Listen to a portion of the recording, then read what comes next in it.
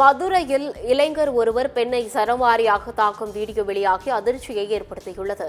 மதுரை ஒத்தக்கடை நரசிங்கம் பகுதியில் உள்ள பலசரக்கு கடையில் பெண் ஒருவர் மளிகை பொருட்கள் வாங்குவதற்காக வந்துள்ளார்.